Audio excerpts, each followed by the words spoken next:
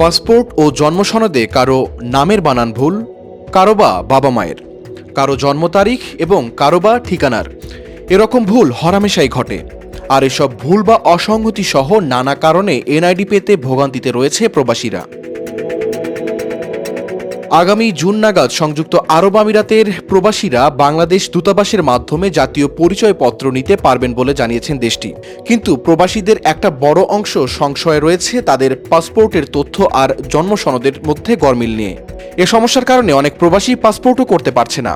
এতে প্রবাস জীবনে তাদের নানা হয়রানিতে পড়তে হচ্ছে।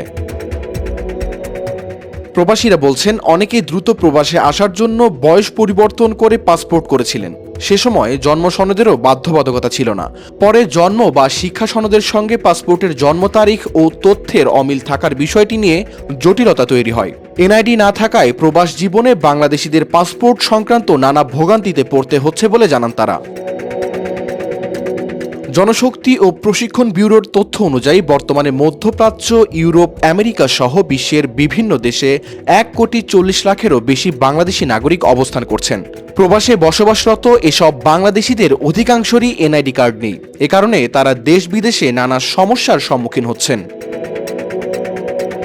নিয়ম অনুযায়ী প্রবাসীদের এনআইডির আবেদন করতে অনলাইন জন্ম সনদ, বৈধ বাংলাদেশি পাসপোর্টের কপি, এসএসসি সমমানের শিক্ষা সনদ, আবেদনকারীর পিতা মাতা, ভাই বোন অথবা একজন রক্তের সম্পর্কীয় নিকটাত্মীয়ের এনআইডি নম্বর সহ নানা কাগজপত্র বা ডকুমেন্ট জমা দিতে হয়। এছাড়াও পাসপোর্ট ও জন্ম সনদের তথ্যের মধ্যে মিল থাকারও শর্ত রয়েছে। কিন্তু এসব ডকুমেন্টের একটির সঙ্গে অন্যটির তথ্যের মিল না থাকায় অনেক প্রবাসী আবেদন করতে পারছেন না। আবার আবেদন জমা হলেও ভুল ত্রুটির কারণে এনআইডি পাচ্ছে না তারা।